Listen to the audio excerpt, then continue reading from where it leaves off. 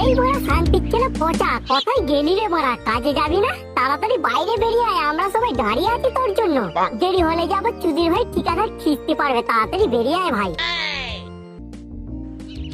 ওদের উপরে মাথা খারাপ হয়ে গেছে। ও সবেমাত্র এই নতুন বিয়ে করেছে আর ও এখন কাজে যাবে, তোর ভাবলে কি করে? ওরা ওই তো কালকে ফোন করে বললো যে তোরা যদি কাজে যাস কাল সকালে আমাকে ডেকে নিয়ে যাবি, তাই তোকে ডাকতে এসেছিলাম ওরা। ও গুদমারানি যাবে না রে ওরা, আমাদের ওরা পালিয়েছ, না হলে দেরি হয়ে যাবে না ওরা। কিরে বড়া, কোথায় ছিলি এতক্ষণ ধরে? যে তোকে ডাকছি, কানে কি কাটা বড়া গুজে রেখেছিলি?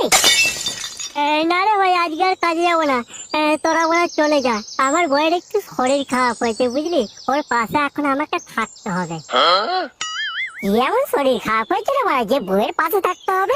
দুদিন বিয়ে করে বড় ভালোই বউ পাগলা হয়ে গেছিস দেখছি।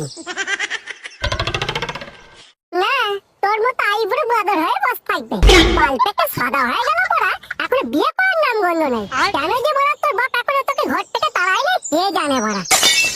শরীর খারাপ হয়েছে তো ওর পরে, ও কেন তাই যেতে পারবে না লাউড়া?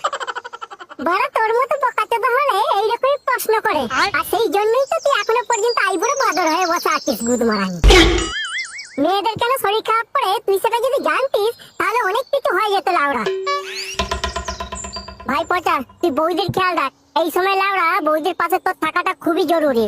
দরকার পড়ে আমি তোর হয়ে কাজ করে দেবো বড়া, তবু তুই বৌদির পাশে থাক।